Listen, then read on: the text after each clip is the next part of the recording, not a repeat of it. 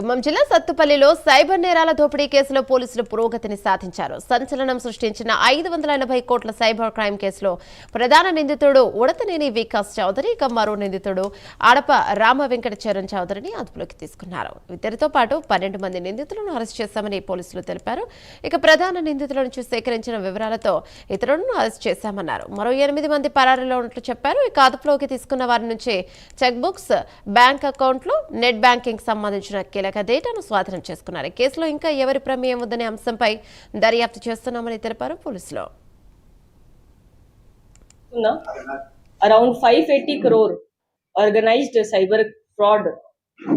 ఈ కేసులో key accused Vikas Chowdary, తర్వాత రామ వెంకట్ చరణ్, ఇంకా Anirudh and 11 other accused person who are actively involved in this cyber case ని అరెస్ట్ చేశాము.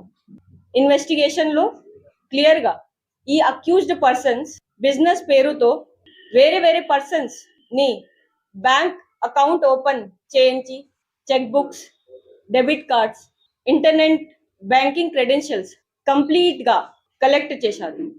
ఆ అకౌంట్స్ ని మ్యూల్ అకౌంట్స్ లాగా యూజ్ చేసి సైబర్ ఫ్రాడ్ కండక్ట్ చేశారు. ఇన్వెస్టిగేషన్ ప్రకారం ఈ ఫ్రాడ్ అమౌంట్ నియర్లీ 580 crore వరకు ఉంది. అండ్ ఈ ఫ్రాడ్ మల్టిపుల్ స్టేట్స్ లో జరిగాయి. Digital evidence, bank records, technical data అన్ని అనలైజ్ చేస్తున్నాం.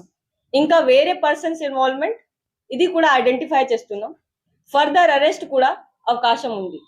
Apart from this, the public కి ఒక సిన్సియర్ రిక్వెస్ట్, ఈజీ మనీ కోసం, కమిషన్ కోసం ఎవరైనా మీ దగ్గర బ్యాంక్ అకౌంట్ ఓపెన్ చేయమైనా లేదా మీ అకౌంట్స్ బ్యాంక్ అకౌంట్ డీటెయిల్ అడిగినా